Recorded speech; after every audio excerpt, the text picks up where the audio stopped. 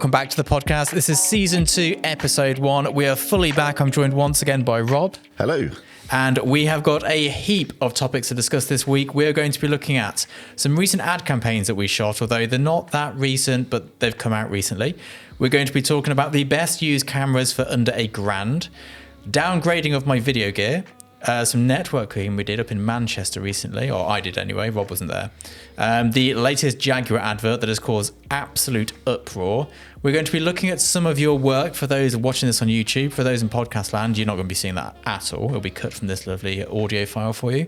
And we're then going to have a bit of a catch up in general, I guess. So Rob, what have you been up to in the many months since we've last podcasted? It seems a long time ago, but only 5 minutes ago, all at the same time. Yes, well, there is that. I've been busy doing some DP work in the independent movie scene, working on a few projects. Master Homes being one, which is a Sherlock Holmes fable. Nice. Also, Dead Bar, which is almost finished filming, which is the neurodivergent leaning movie we've been working on. Super. And also something for Equity, of all people, called Drown the Silence.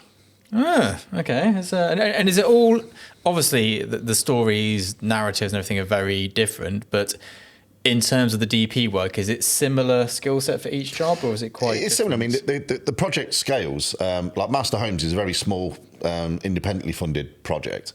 So there tends to be no more than sort of 3 to 4 people on set at any given time, with myself being one. Yeah. Where not only am I the DP, but I also seem to be the sound engineer and everything else going with it as well. Because that's how independent films get made, you know, that's like wear many hats. Whereas the funded one from Equity was a large crew where we had like two sound people. I was a DP. I actually had an assistant, which is a rarity for me because I don't really know what to do with them when I get given one. Yeah. Because normally that's not within budget. So that we had someone else like flying one of the other cameras as well. Super. And it's quite a technical job as well, isn't it? There's a lot of moving parts with video, especially when you're in charge of audio at the same time. Yeah, which is like the worst thing, because with the best will in the world, it's difficult to focus on more than one thing at once, and you have to kind of in a lot of cases rely on the kit to kind of work for you. Yeah. And that's the hardest thing. You know, you're trying to, and I've had it. You know, the camera on the gimbal. You're framing the shot, you're focusing the shot, you're looking at the lighting, and you're trying to monitor audio all at the same time.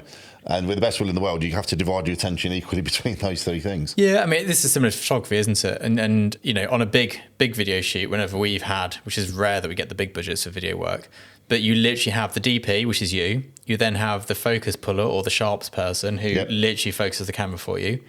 Then you got the DIT who looks after the files and makes sure they all grade correctly and all the rest of it. Then you got the lighting technician, the Sparky, the assistant DP. Like, there's all these people there to help you, because each thing requires 100% of your attention. Yes. And obviously you can do all of it yourself, but there will be mistakes because no one can do everything at once. And especially with sound being 50% of the video. In actual fact, I'd argue sound is more important for the most part than the visuals, and you'll probably agree with this. If you're, say, viewing something on YouTube, something very pretty with awful audio is unwatchable. No, absolutely, I can't tolerate it. Whereas something with average visuals with really good audio, you sit and watch that all day long. Yeah, I think there's definitely. And it's not even that you have to have expensive microphones. It's like just have the microphone close a lot, especially for YouTube stuff. Like sometimes it's like at the back of the room and you can just hear somebody back here. Yeah, when you've got the classic room boom. Yeah, which is all of my early videos. Internal mic, especially with something like these where you've got a fan rolling as well. Oh God, yeah. The Blackmagic fans, it's not to be messed with. But we're back now podcasting. Very much thanks to this week's sponsor, which is MPB. Everything I buy is used. Yeah, I mean, used is where the smart money is. Like as with most things, because somebody's already taken the initial hit of the devaluation of that. Yeah. And then things very quickly sort of found their plateau of their actual market value. And that's the smart time to go and buy one. Yeah, you don't want to be buying it when it's brand new and it's got the hype price. Yes, I don't know, but you know, each to their own. It's not for me. I like to save money so I can do more fun things. But yes, we have got MPB on as, you know, I mean, they're a great platform for used equipment. I've been using them since the platform didn't look like it does now, actually. So long ago, I bought my 5D Mark IIs from MPB. Yeah, I mean, this is quite a sort of a nice fit and an organic kind of shoe-in for you, really, because you have been genuinely using their services now for years. Yeah, I mean, they've had a lot of my money. They've over the years, they've done well by me. But yeah, so they're one of our sponsors, and of course, as you know, I'm quite funny with sponsors, and we don't take on sponsors that aren't right for the channel. So, when MPB came along, it was a natural fit. I've been singing their praises on the YouTube channel for years, free of charge. And I use them. I use them for everything. They are great, and we'll go into more about that later in the video. Don't want to take up too much of your time now, because I want to talk about the recent ad campaigns we've shot. And the reason I'm saying the recent ad campaigns, I think we shot these before the start of summer, and I believe you're involved in both. One was the biscuit brand, which name escapes me now. Yes, the one with the 20-odd shot GIF at the end. Yeah, that was a delight. That was the one, yeah. And the other was the Wafflemeister campaign with the stop motion, with splashes involved in stop motion. Yep, and I think that fed myself and my now ex-girlfriend for about 3 months with the leftovers from that particular shoot. Breakfast thing was hard on waffles. Oh, I know. They were both very similar shoots, though. And the reason I want to talk about these is not to share the work with you, because I don't think that's of interest to people listening to this, but to share what it is that people are wanting at the moment, because it's definitely, for these smaller jobs, I guess. I definitely count them as smaller jobs. There's a certain thing they're wanting now which is different to what they would have wanted a few years ago, which is great, because we don't want to be doing the same thing all of our lives. But both of these jobs, small jobs, we shot them months and months ago. And also, I don't know if people know this, but a lot of the times you shoot stuff, it didn't come out for ages. I often have nothing to share, because I'm like, everything's embargoed. Yeah. Everything's, it's not gone live. The campaign's been delayed. Sometimes the work never comes out. We've had that on a few jobs where we shot loads of stuff. Somebody been paid for the usage, and they've just never used them, because since starting the shoot and it going live, they've had to change and adapt, because that's how the market is. We shot these at the start of summer. I'd forgotten about them. I actually saw one of the adverts come up on my phone whilst I was scrolling through Instagram. And I was like, oh, that's my advert. This is cool. So all of them were a mixture of stills and video. So it's one still shot with a video to replicate it. And these smaller campaigns, I can't talk about money on these, because obviously you can see who they are and that breaches confidentiality. But these are not six-figure shoots, I guess is the way to put it. They're small, tight campaigns, and they need to get as much out of it as possible to make it worth their while for the ROI. And they want portrait orientation, landscape orientation, 16:9, 4:3, every which way possible, which is one of the reasons why we use a big high-res camera, because we can then get every way. As you know, I'm fundamentally opposed to vertical filming. I mean, nothing grates my gears more than that. I know. So it's nice to have, the high resolution cameras where you can take your 9:16 frame out the middle of it for the Instagram and such, and TikTok and what have you, without having to compromise on still having the wide shot correctly displayed on a computer screen. Exactly. I don't know. Unless you turn that off on its side, you can't view a portrait video on your MacBook properly. No, it's just a tiny little slim thing with loads of black bars on the side. Which is ridiculous. Which is not what we want. All of these moving images shots, from what I remember, I might be wrong here, we shot on a stills camera. It was all stop motion. Yes. So it's like, let's take 10 to 20 frames and then stitch them. Yep. So we didn't even have to use video cameras. So we used the Fuji GFX. We used the Broncolor lighting. That was it.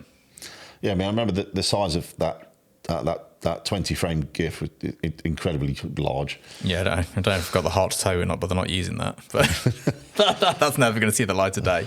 That was a lot of editing, which we could have not done. But there we go. It's all of these briefs now for these mid-level jobs. So we're talking, jobs where there is a usage fee involved, not really small jobs, but mid-level jobs, they want motion in there somehow. I think that's. You've probably seen that over the last few years. That being the thing now, where it's almost expected there's some sort of video element, whether that's stop motion or slow mo or moving picture, at least is a bolt on to almost every shoot that you're doing. Yeah, absolutely, and I think it's been going that way for a long time. And we started off by initially, so the first few ones we did, which actually had moving image like video, we hired a DP. And we hired the cameras in. Now, the Blackmagic 6K pretty much does anything in that realm.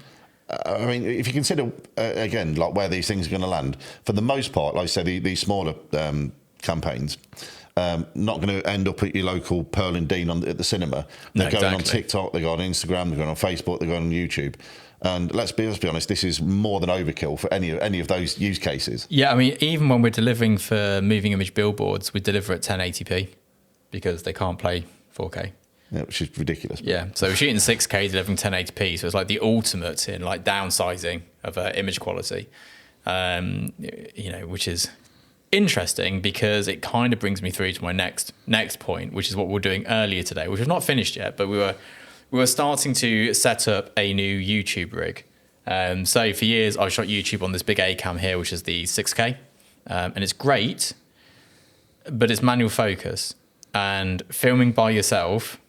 And I have now built a manual wireless focus device thing, so I can now focus it with a little wheel. But it's the focus peaking is not as accurate as I thought it would be. And as soon as I move, so if I go and swing my chair back an inch, I'm out of focus again, which is not ideal for a lot of shots I'm doing. So I think using it's great for great image quality, but in terms of usability and actually nailing the shot, it's a bit. Yeah, I mean, as you know, I was a convert early on with the Blackmagic systems, but they very much rely on having a human behind it, manning the thing at all times. Yeah. They're not a press and forget kind of camera. No, definitely not. So I think what I'm going to be doing, like, we're still going to be using the Blackmagic 6Ks for the obviously shooting adverts because it's brilliant for that. It's like the best bang for buck.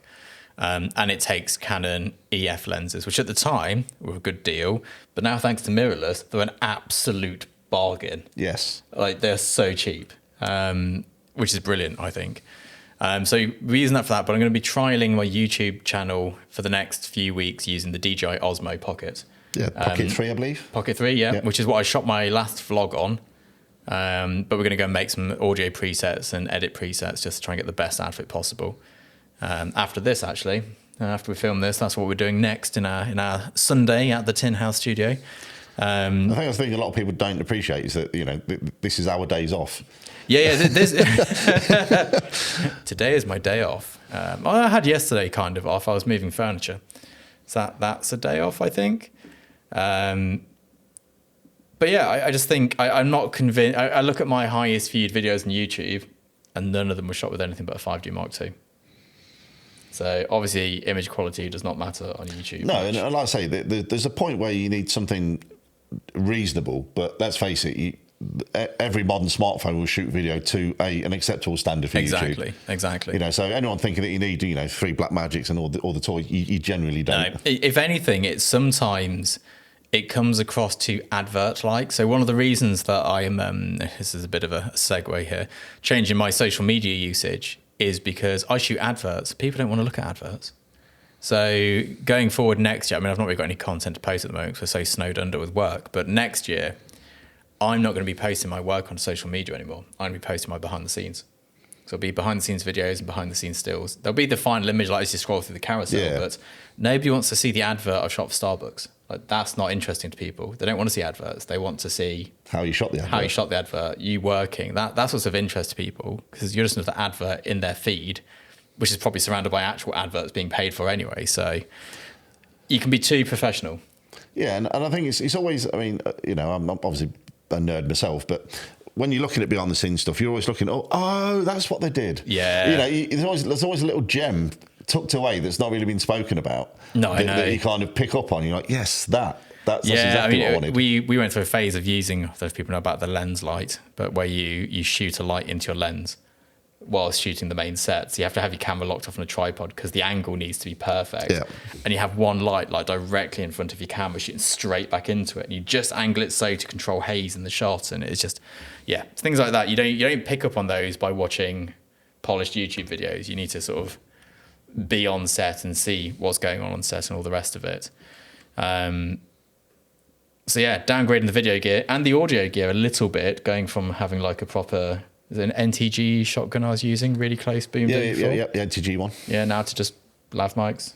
Yeah, but I'm a big fan of lav mics and have been. I mean, even dare I say it, because people think, and again, in the sort of in the film world, all you see on behind the scenes stuff is some guy there with boom in the mic and all the rest of it. But what most people fail to realise is that that's literally only there to capture scratch audio. Yep. Because in most cases they're doing the audio replacement in post, where the actor will redo the lines and over and again, then they dub it all over and it's all seamless. But and then they've got the scratch track in their ears to get the timing and everything else kind of dialed into. Now, I think for most cases, a lav mic will give you a much better pickup, if not better audio quality per se, but definitely in terms of like signal to noise ratio and the dialing out the ambient and having the vocals be clear. I don't think you're going to beat a lav mic for that in most cases. No, see, my problem with the lav mic setup though is that it's the logistics of using it.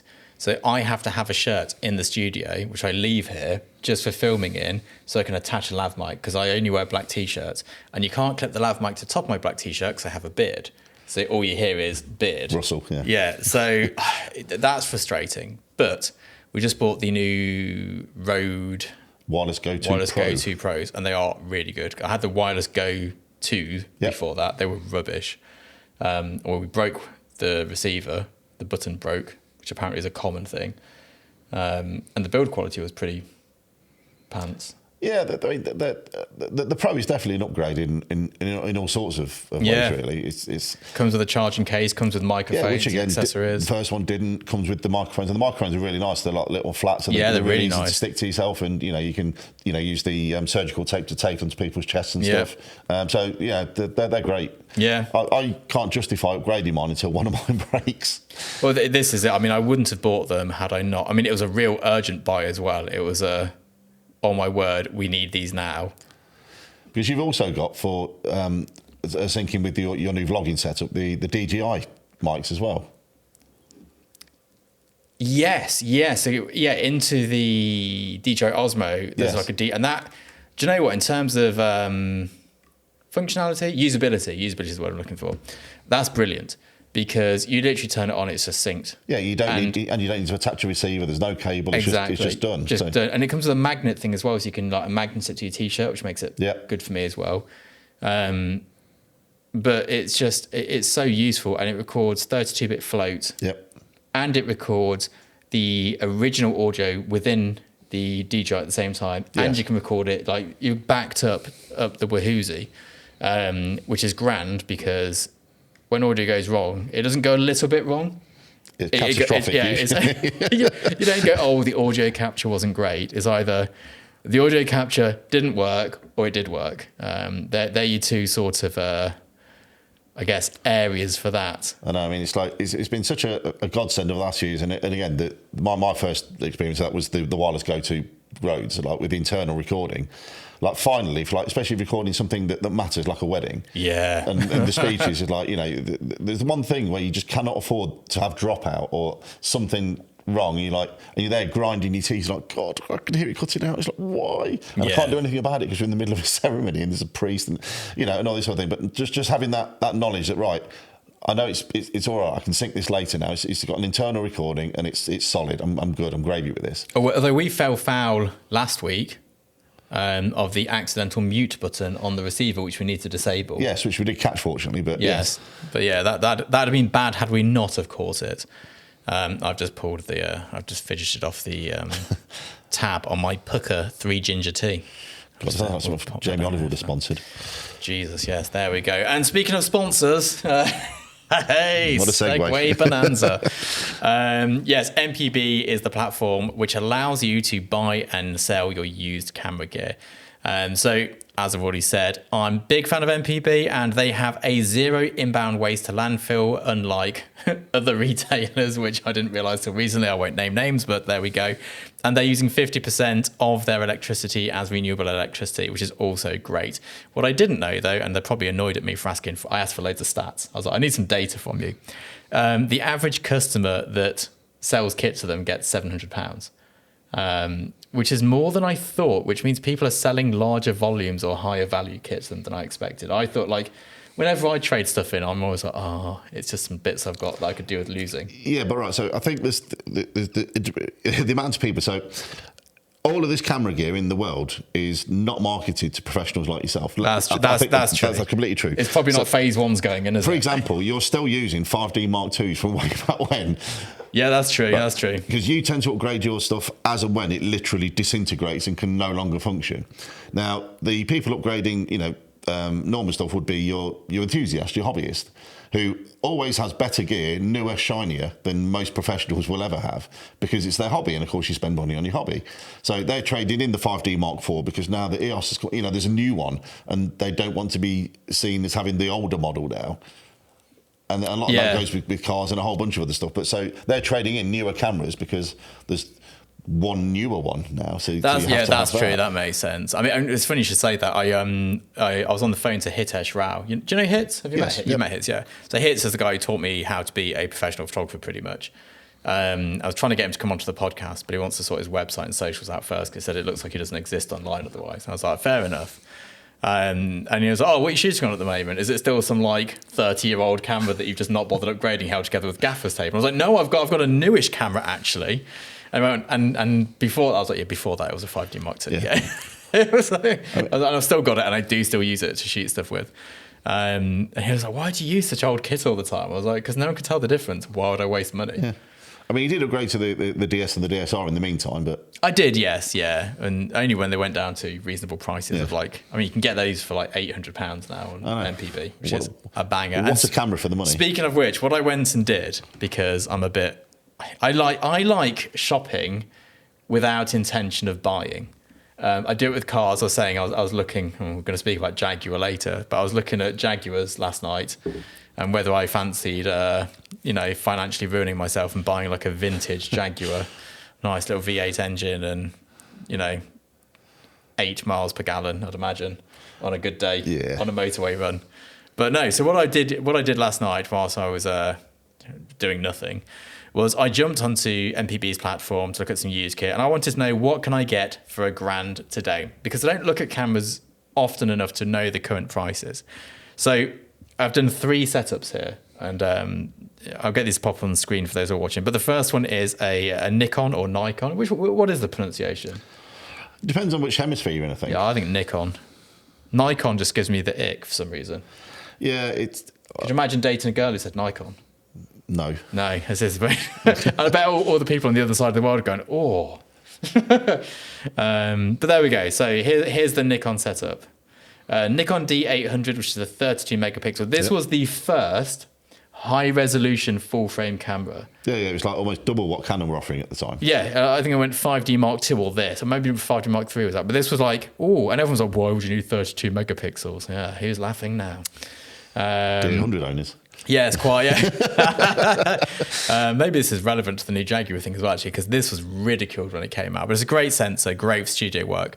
But alongside this, so if I was still working, and I sort of did a bit of a who I would be buying this. If I was still a portrait photographer like I was back in the day, I'd want my 85 and my 35. And you can get the Zeiss Distagon 35 1.4 and the Nikon 85 1.4 with this for, I went £82 over, but I think that's fair enough. I think that's within margin of error. Just over £1,000. And with this here, today, you could shoot worldwide ad campaigns. Oh, easily, yeah. For £1,000. You can't buy a good new camera for £1,000 because you'll be ending up with some enthusiast level camera. That's some loud microphone noise. And the thing with enthusiast cameras is they miss key things that you don't realise you need until you need them, like a PC sync port. You need one of those because every now and again you're using a rig and a setup where your hot shoe is not the option. And it's little things like that, like having dual card slots, I guess, is a big thing nowadays. I've never really bought into dual card slots. No, I mean, the only thing I own that's got 2 card slots in, I guess, is the Blackmagic, but nobody uses them because you always shoot to an SSD. So again, single slots. I didn't even know they had card slots, but I assume the cards are expensive. Oh yeah, yeah, SSD it is, or too slow to write the data to. Yeah, T5 SSDs. But yeah, so that's what you can get for £1,000. If I was a portrait photographer doing environmental work, headshots, and all the rest of it. For £1,000, I'd be set up and good to go. And for £1,400, I'd have a backup body as well. Which, Yeah, you look at £324, is it? for the camera body. Yeah, bargain. It's nothing. I know it's absolutely nuts. nothing. You know, I spend more on hard drives in a month. Now, this is one I was really proud of. So when I was a photographer starting out, and I've got a video coming out of this on YouTube actually about zooms and primes, so I won't go into too much detail, but I am a prime lens fanatic. And my first professional camera was the original 5D. The reason I had to stop using it was because it no longer tethered. It was something to do with the bit change in Windows computers. Or Yeah, like yeah. that. It just wouldn't. You just could not get it to connect. Couldn't get it to connect. So that was the end of that in terms of studio shooting. But I still used it as a portrait and a live music camera right up until I stopped doing that sort of work. And I still shot some pretty big stuff. And I shot my first ever ad campaign on the 5D. It was for Premier Drums when we built the library in my studio. Yes, yeah, I remember that, yeah. Where I lied to them and I said, yes, I've got a studio, and then quickly went and took a lease out on a building.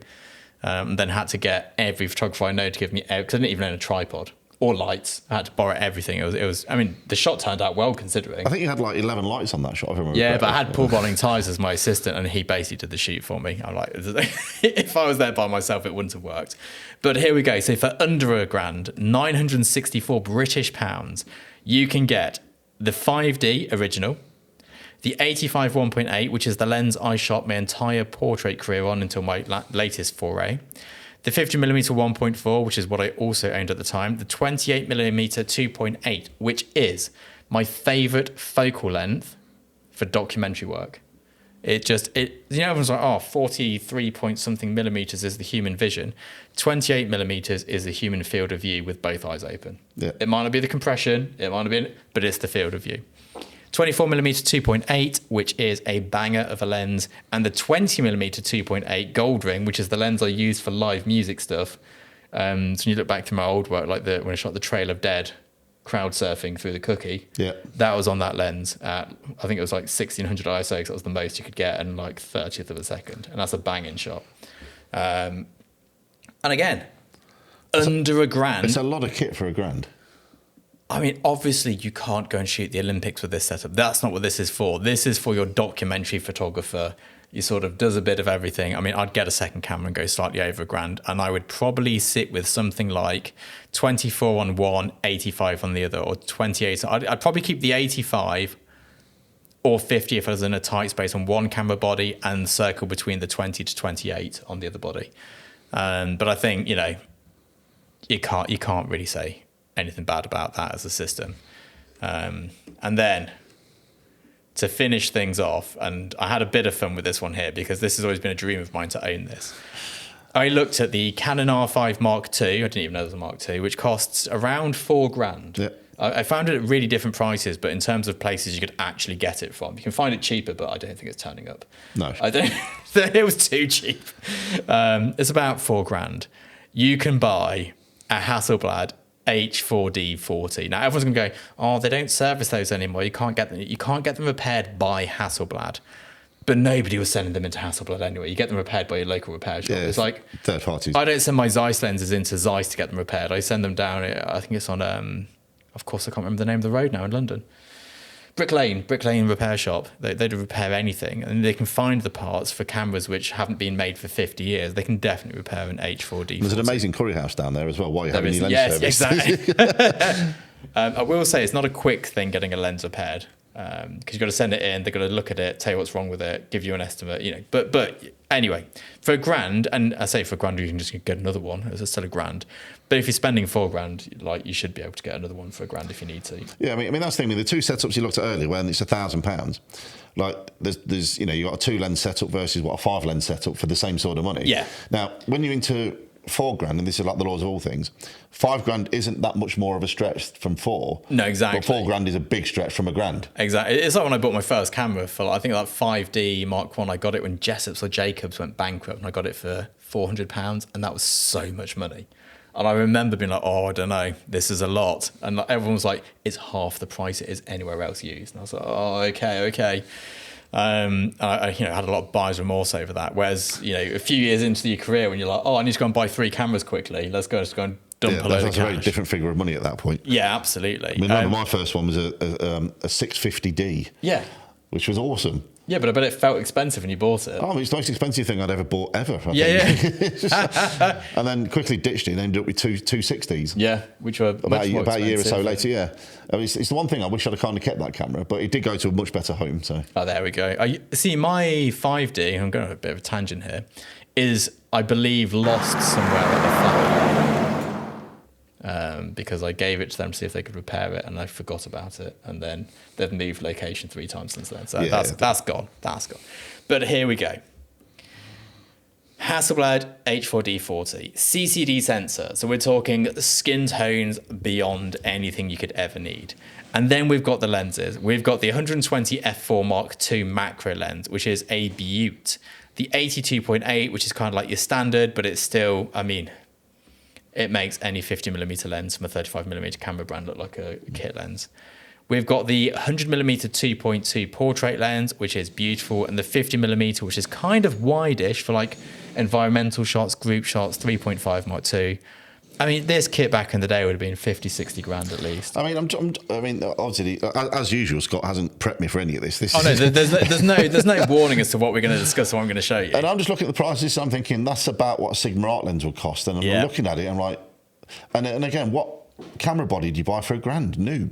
Nothing that had even stepped close to that. No, and I mean, I would say that, I mean, I've shot with this camera. It is better image quality than the R5.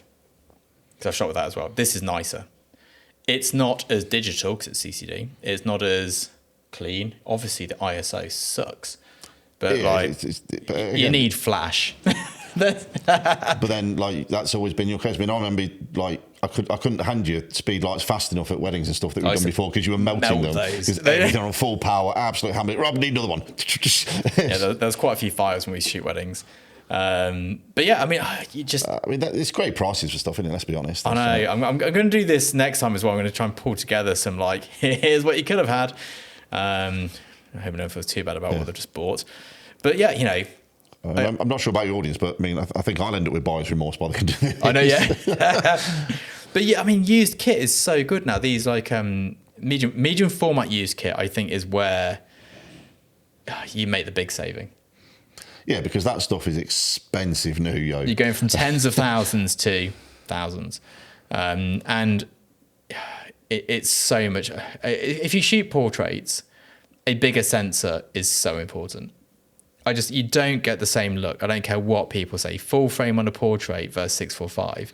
The fact that people still shoot 6.7 film tells you all you need to know about sensor size. Yeah. Like, loads of fashion campaigns are still shot on the RZ6.7. And it's because of the sensor size and because you can get closer with the bigger lens. Yeah. And you get a more 3D look. It's more beautiful. You can't fake it. Well, you can do the Brezhnev effect, but it doesn't actually work in the real world. So, but there we go. Now, we've got a couple of topics left, and I want to talk about some networking I did up in Manchester recently because I met a lot of people there who watch this channel, which I didn't realise because it was a proper professional photography shindig rather than a YouTube photography shindig. Yes. I expect if I go to like the camera show, I expect to bump into people who might be like, "Oh, I watch your channel," but this was like, you know, award-winning photographers with their print books out and all the rest of it. So it was really nice to meet loads of people there. But yeah, I drove all the way to Manchester in the snow in the Subaru, playing off-road games down the country lanes because the motorway apparently had a bit of a whoopsie on it. And I went there without my portfolio in print for the first time ever. So I've always taken a print portfolio. And this year I did a keynote presentation because you can't do PDFs with video in it. And I started with a video showreel and then went into stills. And obviously Karen helped me curate the stills and I made the video. I mean, it took me, an hour to make the video reel, I guess, because I know my footage. I know what's going to go where. And I took that down and nobody said a word about not having a print book. Whereas, I mean, to be fair, normally when I hand out the print book, people are, "Oh, we love print." But no one said, "Oh, where's your print book?" Yeah, but I mean, let's face it, we are living in a very digital world now. Yeah, and I just thought I don't know if I'm ever going to have a print portfolio made again because as soon as it's made, it's out of date. And if you get one of the ones where you can like slide pages in and out of, they're not as nice. And I mean, print portfolio is what, £4,000 per book? And you need 2 of them really in case you have to leave one somewhere. So it's like £8,000 on printing. I mean, how many iPads can you buy for £8,000? A lot. Yeah, I mean, I obviously buy them all used. Yeah. Because I get quite a lot of iPad for my money. Even the most expensive ones, you know, I mean, you're knocking on what, 1,500 quid or something? Yeah, I was like, iPads are fine. I think I'm going to buy 2 of those larger sized iPads. Are they Airs or something like that? Yeah, and the Pro. And the Pro? Yeah. I might get 2 of those. Still much less money than buying a book. And it doubles up on set. So we use one of my iPads for controlling the broncular lighting because they're all Wi-Fi and it's easier. And we use the other one for Capture Pilot. That's right, yeah. For the client, and then we use another one for me to have Capture Pilot. And often my assistant, Paul, he brings his own iPad with him. He has Capture Pilot. So it's not even like it's just a portfolio. You know, you can use it for all of that. And then also when I'm in a hotel room before shoots, I watch Netflix on it. Yeah. Like it's the all-round winner, isn't it? So yeah, I just thought I'd, mention that because I was a bit nervous. I was driving down there. I was like, I've brought no print work with me. Yeah, it's just, I don't know. It's a bit daunting the first time you do it. Any big change in the way that you market is a bit of it's like, is it going to work? Isn't it going to work? Now, it wasn't a high risk scenario. It was going up to an agency in Manchester at Havas Links. Probably wasn't going to get any work. They predominantly work with like AstraZeneca and people like that. But, there's always some sort of like crossover. So I thought I'd give it a go and try it there. So yeah, next meeting I go to, there'll be no book, which is great because they weigh a ton as well. And if you're thinking people consider like general marketing these days, what is it? Website and social media. Yeah. All of it's digital. Yeah. So for people to be that sort of snobbery about the it's going to be printed. No, yes. I mean, you yourself do like buying like photographic books because they're lovely thing to look at. High quality ones, yeah.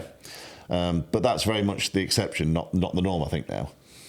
I'd agree. Also, my work looks better backlit on an iPad than it does in print because of the way I shoot it and edit it. Yeah, because of that kind of sort of almost holographic pop art style that you do have. Yeah, absolutely. So yeah, I think that's going to be the future now for me. We'll see. I'll update people if it changes. But there we go. Now, this week, the Jaguar advert has caused absolute uproar. Now, I saw it before I knew about the commentary.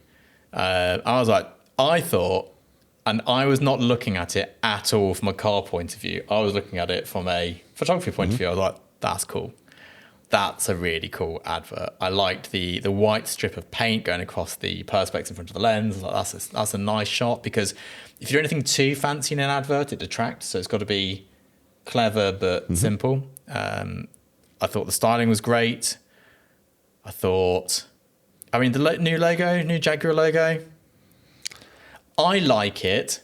I don't think it's Jaguar. I like the font. I'd use it. Yeah, but there's been so many people that have tried that. I mean, do you remember when eBay changed their logo? Yeah, that didn't work.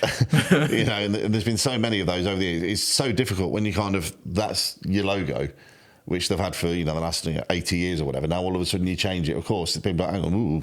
Yeah, people do not like change is what we've learnt. Yes. But some companies, if they don't change, they go under. And I assume... Well, as I said, Jaguar would get bought and sold every 2 or 3 years anyway. Yes.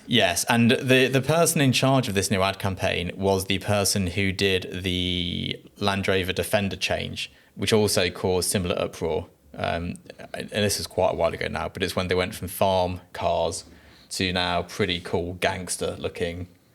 Yeah, but we've learned from Hollywood that every villain is either in an Escalade or a Range Rover. Yeah. So, Land Rover have got that gangster base. They have, and I think this is one of those things where it's like, and I have the same on my YouTube channel, the people who shout the loudest aren't the majority often. No.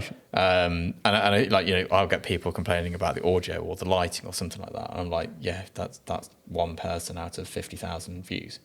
But you hear that one voice. Now, I read some of the comments and I was quite shocked at how people watch. I watched the advert and I was like, that's a cool video. Not thinking about it in any context of the advert at all.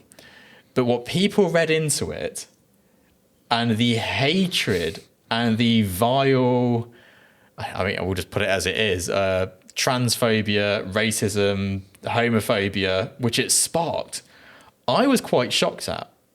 Like, I can understand people going, this is not Jaguar, But that wasn't the majority of the commentary. The majority of the commentary was... Yeah, but you have to understand what's just happened across the pond. Yeah, well, quite, yes. There's So... I mean, it's a sensitive subject, I'm sure, for a lot of people. But in my world, it's not a sensitive subject. I just thought, cool video. And it's also a teaser advert. It's not the advert. This is like, here's a taste of what's coming. I mean, that could have been for a toaster. It didn't it's matter. just, I think it's a beautifully shot video, and whoever did the creative was very good in it. Whether it's the right video for Jaguar, we won't know until, 5 years' time? All you can say is that, we were discussing earlier, like Jaguar sells so few cars a year globally in comparison with what you think Jaguar is a fairly sort of mainstream car brand. But they're not. They're extremely niche. Yeah, I mean, we're trying to rack our brains of who we knew who drove Jaguars. And for me, the person I knew was Paul Bonning Tyres. It's the first time I met him. He was in a Jaguar smoking Marlboro Reds, and it smelt of whiskey on the inside, which I pretty much think is what people think of as a Jaguar driver. It's a Jag. It's a white, middle to elder aged man, possibly smoking Marlboro Reds, probably drinking brandy and swishing it around on leather seats. So this, I mean, obviously that clientele is not keeping the company afloat. So they're like, let's try a new audience and a new car and see if we can attract them. And that has obviously infuriated the old audience because they've gone, this is not us. Yeah, but you bought one Jag 40 years ago. Yeah. This is not keeping the company afloat. So, I don't know, it's interesting. I also listened, and we listened to a bit of it together earlier, to Rory Sutherland's take on it. Yes. So for those who don't know, any photographer listening to this should be listening to Rory Sutherland. Not as the authoritative voice and everything, is all his opinion, but he was the creative lead at Ogilvy. And he is a brilliant mind in advertising, and he's like a giant in the industry. Now, what I didn't know was apparently he's massive on TikTok. I don't have TikTok because I can't be trusted, because when I installed it, I just doom scrolled for hours. I was like, oh my God, this has to go. But yeah, his takes on advertising are brilliant, and his take on this is quite interesting. And it was, he thinks it's a good advert, but, and I say but, he was unsure whether it would be the right advert for them, and whether it's abandoned their heritage. And like we were saying, like with Rolls-Royce, these brands, they are heritage brands. Mm-hmm. Rolls-Royce has lost their heritage. Rolls-Royce is not driven by the posh, British rich families, aristocrats. Well, it's not even driven by them; they're being driven in them. Yes. Like, it's not that anymore. They're much more. I remember somebody once saying, "Oh, how does a Rolls-Royce drive?" It doesn't matter if you own one; you're in the back seat. Yeah, exactly. It's nowadays they're like a car that you buy and drive yourself to say, "I have lots of money." Whereas before, they were a car your driver had to drive you around it. But you can literally buy one for 10 grand. Yeah, I know, but if you have to repair it. Oh, yeah. But there we go. I think it's interesting. I think, as photographers, we need to be aware of these things, of these changes, of these moves. And also, when you're on set, these conversations come up. And there's nothing worse than seeing a photographer just have no idea what's going on in the world and not understanding. The other thing is you need to understand both sides of the argument, because both are correct. And what one side is saying is their truth and what the other side is saying is their truth. And you need to be able to understand both of these in order to work with a creative director on a campaign which may be one side or the other. And you need to be able to understand the pros and cons of both sides and, be able to balance them out and say, well, look, these people feel abandoned by the brand, mm-hmm. and these new people feel welcomed by the brand. And where do we, And dare I say, for a company like Jaguar, they've never been so much in the zeitgeist as they are now. Oh, I mean, if so the car whatever, sucks, if that was their goal, was just to put the name out there, absolutely nailed it. Yeah, like this teaser video alone is probably the biggest marketing success Jaguar's ever had. It's again the same on YouTube. If I get loads of hate comments because people disagree with me, that's not a bad thing. Like people drives that engagement up. Yeah, it drives engagement up, and it means people are talking about the video, and I think people, a lot of people, all people, they want everybody to agree with their view of the world, which obviously is not the case. No. And I think as somebody who presents on YouTube, you have to accept that my view on the world is not the only view in the world, and I'm quite happy with that. That's what makes life interesting. But people disliking my view is not it doesn't upset me. It's just as part of the world. And I think it's the same with the Jaguar thing. Like, people not agreeing with their new advert. I mean, I think a lot of people have got very angry for something which doesn't affect them in any way whatsoever. Yeah, but I mean, people will get triggered over practically nothing. Yeah, well, there is that. You know, every time I mention Godoc's about start World War III, but you know, there we go. So that, you know, I mean, so going back to the point that Rory made, was that the car obsessives focus too much on car parts, and they're the minority of the customers. And the non-car obsessives, they focus more on style, brand identity, and whether, you know, when you're buying a car brand, for the majority of people who aren't car people, they go, does this brand align with my personality? Yeah. That is the fundamentals of marketing anything. It's like, who's the personality for this brand? I mean, my brother, as you know, has been in the motor trade for the better part of 35 years now. And as you know, I've recently purchased a new vehicle. Yep. And I spoke to my brother and said, well, what's yours? Obviously, you buy a Honda petrol. Why would you buy anything else? Yeah. Because sensibly, that's the correct move. It will never break. It will never cost you a penny. Yeah. But do you want to be sat in a spaceship? This is what you have to, you know, console yourself with, really. No, absolutely. And, you know, and I think, you know, again, anyone working in this industry needs to understand how marketing works. You know, even down to my YouTube channel.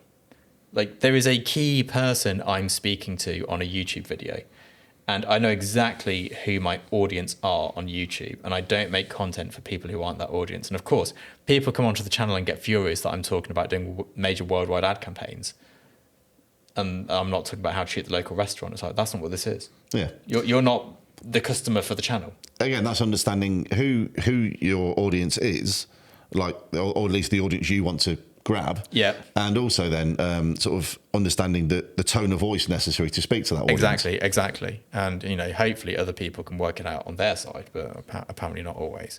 But speaking of this and people, you know, getting feedback from the wrong areas, I suppose, for those over on YouTube right now, we're about to review some of the community's work. For those in podcast land, this is going to cut out now, and we'll see you in a moment. Now, for those of you who are still here, what's going to happen next is I'm going to have your work reviewed by the person who reviews all of my work. So we're going to dive into a screen recording and go through it, and you're going to get some very brutally honest opinions on, I'd say, the one person who actually sees every one of my images that gets finished. I don't show them all to my partner, I don't show them all to my agent, but this person, they see them all. What is that? I don't know. What do you think it is? Oh God, okay. That's people hugging each other. Is it a good picture? Yeah, I like it. Yeah? What's good about it? Just the background, the setting, Yeah. and the fact it's just quite nice. Yeah. I like that picture. I actually love that picture. But I think, like, if you put some kind of stuff inside the drink, it might have been a bit cooler. It's a picture of a razor next to a case of the razor, and nice background. Is it creative? Yeah. I'd say that's quite creative. Yeah. Yeah, Do you like it? quite good. Quite good? Very good or quite good? What, on a scale of 1 to 10? Yeah, where would you rate it on 1 to 10? 7. 7, very good. What about this one here? What's that a picture of? Good question. What's she got in her hand? It looks like a cigarette. Good picture or bad picture? Oh, sorry. Bad picture? 5 out of 10. Gonna be honest, Yeah. I love the background. The background is, like, nice. Yeah, nice and clean. Yeah, it's quite nice background. But there's not really much... Like, it's just a bit boring of taking a picture of a pasta maker. Yeah. It's just a bit odd. Boring. Yeah. What about this picture? I love that one. Yeah? That's amazing. Just for the beer and the cards and that, really, that's amazing.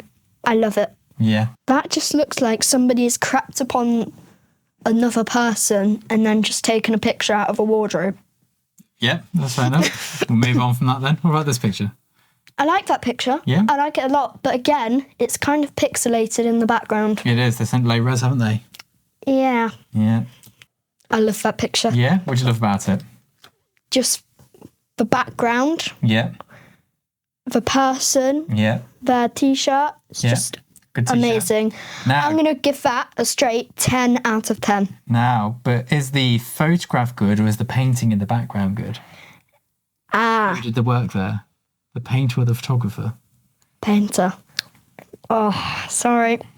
4 out of 10. I think that's amazing. But you know what would go well with it? Go on. Is that a robin on the front? I think it might be, yeah. I think if you put a robin Yeah. on that log on its Yeah. right, that would be a lot. How would you get the robin there? You just buy a sculpture of it. Oh, very good, yeah. I think. Right, this picture. It's quite a nice picture, but again, I feel like they've just crept upon a human being. Yeah, you're not into that? No, I'm not. No. I'm not really into that kind of eavesdropping stuff. I love that food. It feels like for me, it feels like the sauce is already dripping down. Mm-hmm. Do you know what I mean? Is it good? Yeah. I like that. I'm going to give that a solid 10 out of 10. Good stuff. What about this one? Should we zoom in on this? Oh, God. Can you see those? Yeah. I have 0 words. Can't think of a single word to describe How would you that. rate it out of 10 as a photograph? I'm sorry to whoever made this, but 3 out of 10. 3 out of 10. Is it because it's gross? I just think it's a bit gloomy. Bit gloomy. You like happy photos? What about this picture here, though? Do you see that man? Yep. I feel like that's the thing that I'm not that keen with, and that's eavesdropping on a person. But do you know what? Because it's got quite a nice The atmosphere. effect to it, yeah. Yeah, I love the effect. The see-through man. I'm going to have to... Sorry, but there's not much effort put into that picture. It looks like you've just turned all the lights off in your house or the place you take pictures in, and then just taken a picture of something from a movie or a game. A nice picture. I like it. But I think the cocktail... It's missing, isn't it? Where is the cocktail? Yeah, that's just a picture of a glass Yeah. and a yellow background. But I think if they have the cocktail and they put something in the cocktail, I'd rate it a solid 10 out of 10. But... Sorry, but that's just a yellow background, and I don't believe a background can be that yellow. True. So I'm sorry, I feel like that's just a filter, but I could be wrong. That's blurry. Sorry. That's because it's low res. But if it wasn't blurry, What would I rate it? yeah. I'm going to have to say, sorry to the creator of this, but 6 out of 10. Why so low? They've just got on a blue background and placed a Captain America. Yeah, fair enough. I have one myself. And that's the last one. Which of these is your favourite photograph? Which one's your favourite? It's not going to be the first one. No. I wasn't really... I'm going to have to say number 21, the chicken. Yeah, is your favourite? Yep. Perfect. Mm-hmm. And which is your least favourite? Ooh. Sorry to the person that made number 24, the stormtrooper. Yeah, that's your least favourite. Yeah, not much effort put into that. Good. I hope it's been of interest to you all there. That's some great insights from a young man with very strong opinions. Yeah. I mean, industry standard, I would say. I'd say so, and I think everybody should have their work reviewed by children. And yes, it's funny to do this, but on a more serious note, when I'm making new YouTube content, I don't ask my friends who are my age, what should I be doing? I ask my children, what sort of videos are coming up on your homepage at the moment? What sort of things popular at the moment? What do you like watching? When I show them my photos, I listen to their feedback because it matters more than a photographer. A photographer would be like, yeah, chromatic aberrations, oh, the highlights. Yeah. They would be like, it's stupid. Why would you do that? Or like, oh, that's really cool. I like this more. Why don't you do this next? Yeah. And it's one of those things like, we hyper-focus on the technicalities of things. And then at the end, and this is something you've always said, but is it interesting? Exactly, yeah. If it's not you have interesting, to come back to that. I mean, I think I cut most of this out of the Studio Access video, but my assistant on the shoot, Evie, who's a brilliant photographer in her own right, she was telling me how my lights work. I got no idea. And I could go and fixate on that stuff for years, and it won't make me a better photographer. But I mean, she's a bit of a library of information on broncolor lighting. But yeah, so going forward, we're going to be having some very special guests on this podcast. We've got some great ones lined up that you will all know and recognize. And I've also brought some people in from the industry that you probably don't even know exist, but they are important to listen to. We've got some really cool people coming in. Real industry leaders. I've gone and found the casting for the entire season, and I was quite shocked that everybody said yes, to be honest. So there we go. And again, another big thank you for MPB for sponsoring this episode, and we'll see you all next week. Ciao for now.